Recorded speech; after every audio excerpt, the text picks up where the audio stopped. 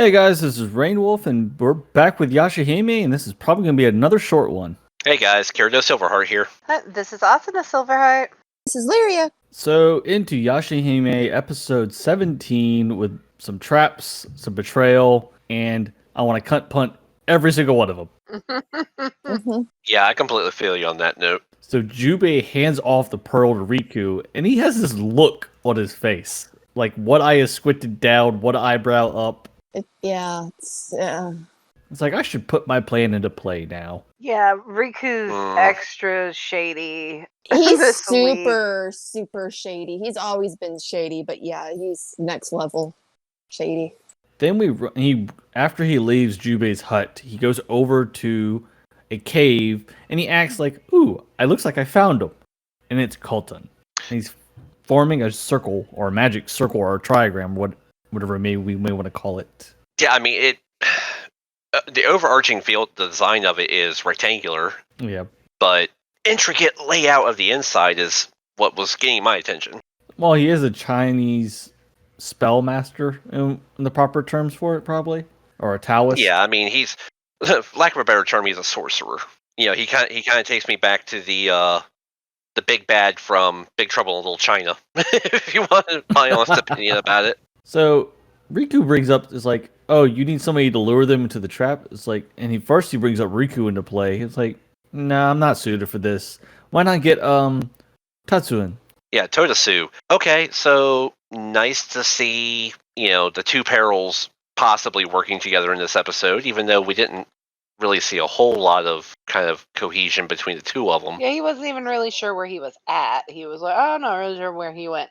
I was like, you guys are the worst military force I have ever seen in my entire life. Right. I don't know where Steve or Jeff or anybody.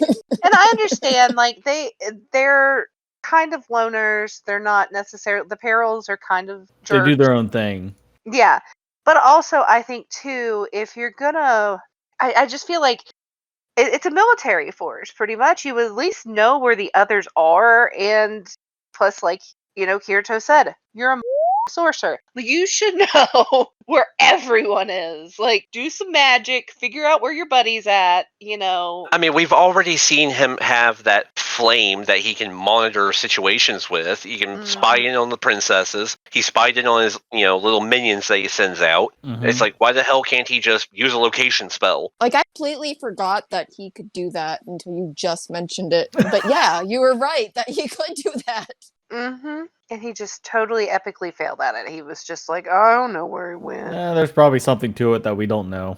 Maybe he was trying to cover it up. Maybe he knows Riku's up to something, because Riku was totally up to something. Colton, I think out of the four perils, Colton is the one that probably knows he is. Riku's shady as the day is long. Like, and I feel like he does not like the peril. And I feel like setting them up to fall. Yeah, and I find the conversation that happens later with Zero and Kenimaru. Yes. Yeah, I mean, at least now we actually have 100% confirmation during this scene with Riku and Kanten that he is working for Kirimaru. We kind of assumed it, or we assumed that he had some other nefarious plot. We have the solid base of where his placement in all this technically is, even though he doesn't place himself in that spot. And pretty much we do have, without it outright saying it, we pretty much have confirmation, of course, that, which I think we already decided beforehand, that that's not his son or anything like that. Yeah. But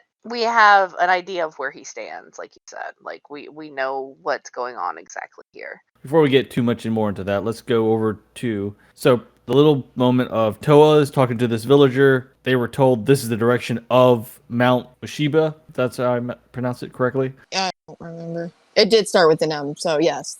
Well, there was two. Yeah, it was a wordplay, definitely, but it was like Maisaba, I believe it was, or something like that. And then the villager's like, no, this is Mesaba. And no, I'm sorry, but the only thing I could think of at that moment was Wolf's constant back and forth accidental mispronunciation of Tasaiga and Tetsaiga.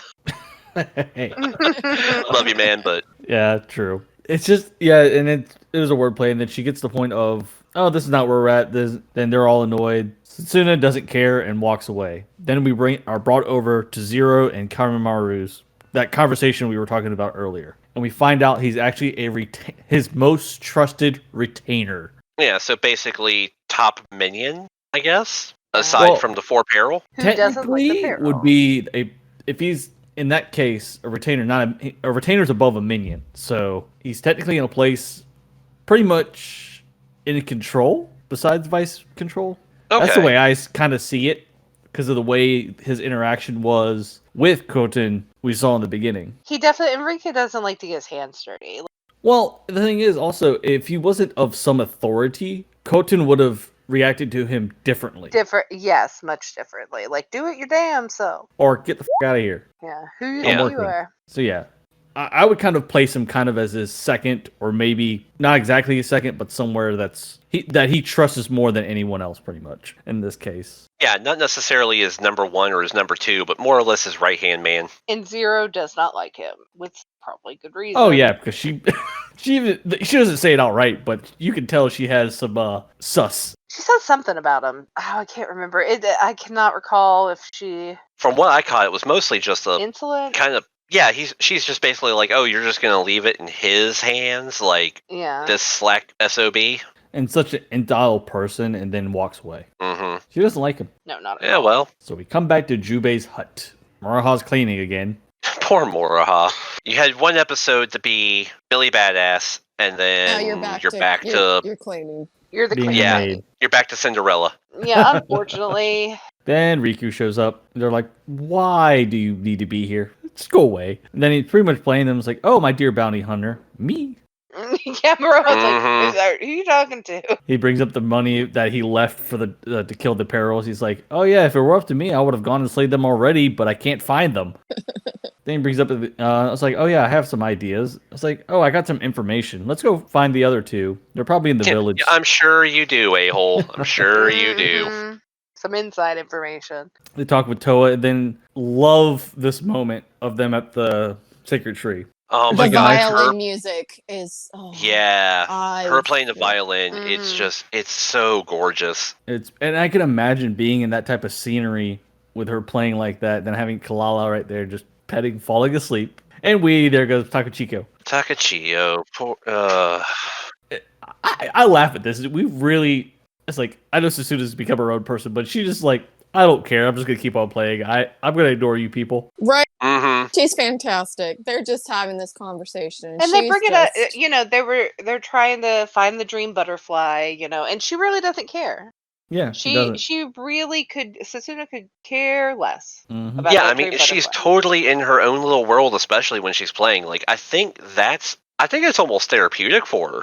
I a think so way. too. I would say so, because definitely with being a person that's constantly awake Mm-hmm. and not having a time to really just completely wind down, this is It's her a way. de-stressor, yeah. Gotta. And then Toa brings like, "Oh yeah, we're not interested. We're looking for the dream butterfly." Then Riku pulls something out of his thin air.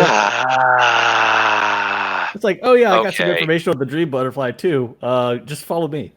This is probably the most base example of, we know the guy's a lying a-hole, but the fact that he just so haphazardly and everything just puts this information together, like, oh yeah, I'll totally tell you information on the butterfly, just get on. Let's go. I'm like, that's the most lazy way to convince somebody, but it works because it's Toa. And after their Riku also has that like sleazy used cars. He seems harmless enough. He seems like he's kind of like, yeah, sure, whatever. I'm your buddy. He's not your buddy, but like, No. he has that weird like sleazy used car salesman yet again vibe to him, where it's just like, yeah, sure, I know, I can help you with everything, and I'll just tell you. And they think he's almost.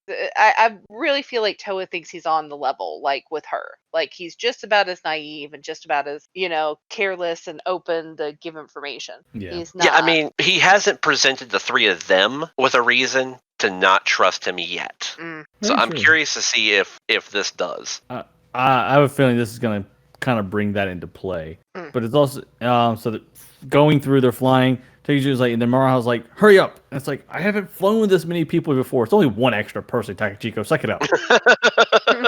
So they're flying, and then Sasuna actually, or I think it was Sasuna in this moment. No, it was Toa. that makes the comment. It's like, how do you know about Karimaru? Yeah, I think Toa's starting to get a little suspicious. A little sus. Mhm. Just because it's like anytime there's something that happens to come down with the Four Perils or Kirin Maru, Riku happens to show up. There's this moment too. Satsuna's sitting there, like she has her back to them, but like she has this look on her face. Yeah. Like you can tell, like almost like she does not trust this dude. And She doesn't trust him, and then she's she was listening. also annoyed that her peace and quiet, because you notice after their Was interrupted. conversation, she still played for a good couple like pretty much a Playing. minute. Oh, in their she time. finished. She Mhm. finished her song. Yeah, he was like, all right, Like let's she's go. like, I'm not moving. I'm not answering until I am done playing. This is my jam. Leave me alone. And they have all this, and then they finally get to the monk's place. This seed is so cheesy. With At least, I was gonna say, yeah. Are you talking about with him and the monk? yeah, Yeah, because at least this the thing that this scene does, because it is so cheesy, is it actually sets up the fact that Riku did talk to Totoso like he told Taunton he would. yep, So Totoso is actually in on the whole scheme. mm-hmm. And he was just like, I don't want to eat this guy. He's so just like unappetizing, but I'm going to do it. No, I'm not going to do it. Yeah, I'm going to do it. No, I'm not going to do it. Why do I get to eat this gross dude? I wanted to smack Toa so hard in this scene. Oh yeah. Yeah. So yeah, go ahead and explain that to everyone. So they're going. Toa and Sasuna come barging in through the door. They're going after him. It's like, steal yourself.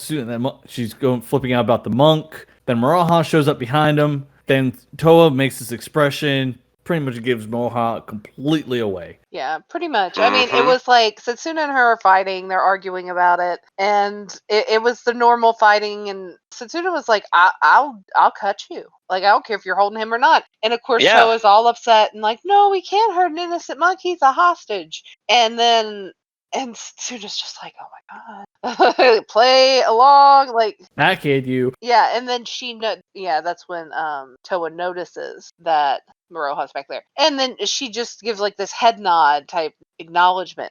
And the facial And- expression as well. Just Yeah, extremely. And immediately the peril knows, like somebody's there. And it was a dead giveaway. It was really bad.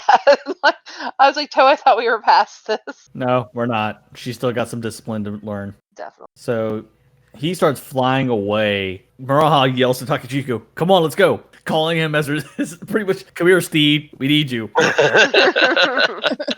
Our trusty steed. I was okay with this. Yes. Then you see him just going all out, weaving through the trees, chasing him through the ravine. Then they get caught into the spell or the illusion, as you would say. Okay, so I have a plot hole here. Okay. Moroha was the first one to run through, and she vanishes. There is a relatively decent time gap between Moroha running in and the twins running in. Mhm. How do the twins not realize that she's vanished the way Takachiyo noticed it when the twins vanished? Immediately. Well, the thing is, this also might be a play on scene, where it kind of gives us the effect that there's been a decent time gap when Maraha has gone in. Maybe they thought it was fog, Yeah. something along those lines. There's that too. It's a possibility it's fog, because there is some fog. Well, not much, but it's very faint. It's a very faint fog. come Maybe into. they just thought they I don't know, lost just sight. maybe it's just me, but the way it was, I There guess, was a delay there. Yeah. the way it was animated, it looked like Moroha jumped off, the twins jumped off, she runs in and disappears, the twins run in and disappear. Yep. And Takachiyo is the only one that realizes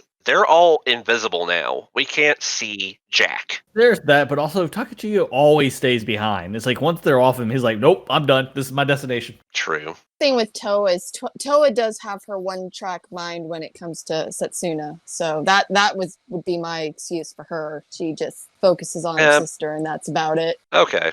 I guess I'll give it a gimme. And this is where I think really a lot of doubt is going to come into play because of what Takachiyo hears from Riku as they go in. Yeah. Yeah, he's standing there talking about them. Oh, well, they've crossed the barrier. About to get fun now. And Takachiyo's like, wait, He picks up on you it. had a hand in this? What? But he's not gonna say it because technically, the guy's their boss. Well, with Takachiyo, I think he would more than likely say something. Jubei, on the other After the- hand, Jubei's not no. gonna say it. Takachiyo, I think I guess we'll he's see. had some development since the beginning. So True, and he's but grown close to them, even though he still acts like a jerk. Yeah, I think he's a smartass, but at the same time, I think he's warming up to the girls. So if they make it out, and he finds them and meets up with them, I think he may have words. Maybe. I think he may kind of spill the beans a little bit. Yeah. Or it may be some time where he's away. Like, there may be some scenes where there's conversation and everything, but he's processing it and not sharing how to really address it to them as of yet. So Maraha crosses the Crimson Dragon Wave at the peril. And he's like, is that just illusion I just cut? There's just ash mark. Yeah, so it really makes me wonder, like, where exactly is Todasu in this trap? Because we know Kantan's at the center of it and controlling everything. He probably let him out. Yeah, Moroha follows Todasu in, and we assume that she's still chasing him until the Crimson Dragon Wave reveals that it's an illusion, just like everything else that Kantan pretty much throws at them. And I could see where the moment where where the transition where he exited and she had come, and just where the illusion kicked into play. Because you remember how this barrier works. There's points where things rotate. So at one of those points is where he probably let him out, but it looked like he was still running. That's an idea. Because if you notice, when everything's shifting, everything just looks the same. There's no giveaways. Yeah, to the observer, nothing's changed. Yep. The only real main transition scene we see later is when everything really starts to move. But we don't really get much from her. How she just climbed the ravine, then eventually so-called reaches the top. Then some demons form, but they're actually boulders. But most of this comes over for Setsuna and Toa as they're walking through. But also you notice Setsuna already slashed the ground. Then notices later that spot is also still cut. Or no, not cut. Yeah, and I love the fact that she does it in such a passive manner. Like, she literally just kind of like spins her weapon and puts it down to her side as it cuts a patch of grass. Well, she's used to it. As being raised as a demon slayer, it's something that they have to be used to when it comes to knowing if they're on illusions or not. Yeah, low-key marking a solitary point. And, well, our original theory of her slashing to release the seal is not true. Yeah. Right. Yeah. I was kind of She was like, no.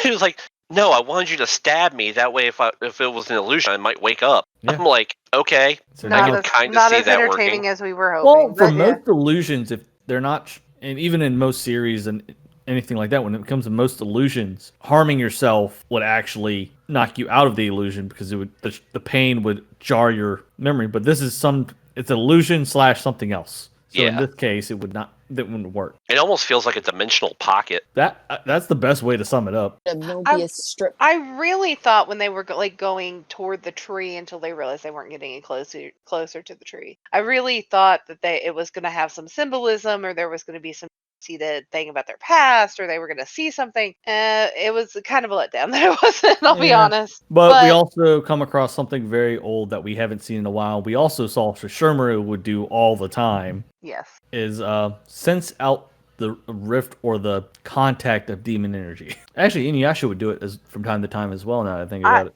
I think he did a few times. Well, because with the backslash wave, it's a counter. And with countering, you kind of have to time your moves properly. So for him to really be proficient and that was a move he constantly would use to deal with people. Sniffing that out kind of is it is a trait to their bloodline, as they said. Family tradition there. I'm not really sure how to explain much more of this episode because there's not really a lot to it. There wasn't to it. I mean, you have the very end. I mean, it felt like a very short episode, but the ones since the big reveals have felt like they were short, but they're building up. Yeah, well, these seem shorter than the last ones we had. Yeah, true. Yeah, and all the episodes have been the same time frame. It's just the way it's the way it plays the out. availability. Yeah, it's the availability of content and story versus action. Well, in my opinion, I think they're dragging stuff out to really close out the season. Is my thought on it, because we are on episode 17. And there's only going to be 24 episodes. Yeah, I mean, it makes sense to me. We might have a big finisher, and also it could also be another giant flipping cliffhanger like we had with our World of Under when Shino comes blasting out of nowhere. That's true. And go on for a year or so. Waiting for that glorious moment. Oh my god. Yeah, probably. That will probably be what we get. And I find the expression of Colton when they come barging through the door hilarious. It's like, do your research. Do your research. on the people you're coming after. Really, dude. Yeah, exactly. It's like you've been watching them for how long now? You've had how many encounters with them? It's not like their bloodlines hidden anywhere. Yeah, exactly. So is everyone done with the episode? I would say. I think we covered everything. All right, into the preview. Yes. This is going to be an interesting one. If it does end up becoming an action-packed episode, that I hope so, where Sasuna and praying. Murahab go and kick Koten's tail, and then Murahab deals with Totosu. Totosu, and then we get Karimaru and the father. And Yes, the return of Shishomaru. Excited, much wow. This is going to be interesting. I'm waiting to see how things go with the daughters. Mm-hmm. And then also the little baby comments that he might make to Murahab. It's like, is he actually going to call her niece or that rodent or what?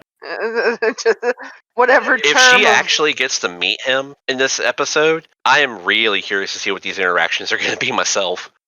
Yeah. I'm very curious. I already kind of know. I think Satsuna is going to handle it badly. I could see that. Satsuna's gonna be like, and why shouldn't I murder you right now? Let's murder you right now. And I think Toa's gonna be the one that's like, I need to know everything about everything. Toa's going to have a freaking identity crisis here. Oh yeah, especially She will. Yeah, agree. she is not prepared for her father, and she is definitely much more like her mother. So it's going to be very interesting to see how she responds. But She's more like her mother, but also has had a Satsuna's- human upbringing. So it's. I feel gonna like be- Satsuna's going to want to murder everything about him. She Mhm. pretty much is him in demon hunter form. Yeah. This is going to be a nasty head-to-head. Like it's gonna take everything for Toa to keep her sister from like going all in. Like she's gonna have to be like, he'll murder you. No, we Okay. won't. Yes, he will. Everyone knows Bleach, right? Oh yeah. Or at least Yeah. know Forgot Ichigo it. and his father. Oh, yeah. Yes. I have a feeling this is going to be like one of those. Oh god. Oh no. I am so looking forward to that. Of And it trying to could- kill each other. Shishomaru could be trying to test them. Yeah, he might be like, all right, bring it. Let's do this. I'm That was the curious. closest If example I can Maroha think does of right meet him, now. Maroha's gonna want to take him out because Maroha's gonna want. I'm sure Shishomaru has about 35 different bounties on him. She's gonna be like, I want all of them. Either that or that if she processes everything. Well, It technically depends on she still what doesn't he- know who her what- parents are. So Yeah, it also she doesn't know who her parents are. She doesn't know what he's done. if Or if she the is there context. when he shows up, we'll have to see. is he gonna make a comment that's gonna give it away that he's the uncle? I don't know. Oh. It's curious. Curious and curiouser. Because as of right now, because we've had a number of moments where it should be to them, it should be obvious that they're family, but they've never really addressed it. It's never clicked. Really, it's not ever clicked. Like, and really, Satsuna doesn't have memories. Yep. Okay. Mm-hmm. Maroha doesn't know anything. She was kind of they kind of selectively chose not to tell her a lot. Toa doesn't have any knowledge of history other than the things she remembered from her sister. And the only interaction they had, like Satsuna and Toa had with Kagome, was when they were born. Yeah. they're not gonna remember- that. No, there's no. It's like that's, Yeah, they they're were not gonna literal remember the newborns. sense. They were newborns. Yeah. There's no. So none of them have any knowledge of this. So this is kind of going to be surprise. Because out of all of them, I think in Family the beginning, reunion. if for some reason they did remember the scents that were there when they were born, if Susuna did, for somehow, some miracle, she should have been able to pick up on Murarha. It's like, though, pretty much you would have one of those moments of, this is familiar. Mm-hmm. I remember this vaguely, but no, there's not been. So I just don't think they're gonna know till No, until Shishomaru says something, or it comes out later. Whether or or- not, and that's selective information. You know how Shomaru is with information. He's not readily. and the problem he's is, I not didn't too see ready to Jocken get there either. No, and Jocken would say something because he's Jocken's about- Jocken. Yeah, that's what I was saying. It's like, I didn't see Jocken anywhere in that little clip, because normally he's hanging from his little tail. Yeah, because I can hear in Jocken's voice. Why fight your father and your uncle? Do you do what? Like like he's Yoda. Like Yes, and then they'd be like, huh? there would be so many words. It's like as soon as Jocken showed up, as Shishomaru showed up, and then Jocken got on the ground, he'd be like, hello there, and then hello. All the words that would come spilling out of his mouth. Oh my god, every tell. Then Shishomaru would be staring him dead-eyed, like, Yeah. Why'd I hire you? Why didn't I just kill you years ago? Back when his mother was asked if she was. Do you remember? Does anybody remember that? His mother asked him straight out when he was with Ren and Jockin if they were snacks for later. Are you going to eat them? Like she was legit. What? Like are you gonna? What are those? Your snacks? Like she was like. What the actual hell? His mother didn't play. She was savage. Yeah, she was very savage. I remember that very vividly. That she asked if are you going to eat them later. I was like, damn. Well, I need they to are go back vegan. and watch those scenes. It's amazing. I think after this, like, I think that is one of the things I'm gonna take Kirito back and we're gonna watch it because he hasn't seen it. We brought him Yeah. in to be the kind of the third Neutral. eye neutral party because he hasn't seen a lot of this. So I want to take him back and watch those. Yes, I approve of this. I guess that's everyone's thoughts for this episode. Yes. Yeah, I think so. Yeah. So remember, everyone, we're here.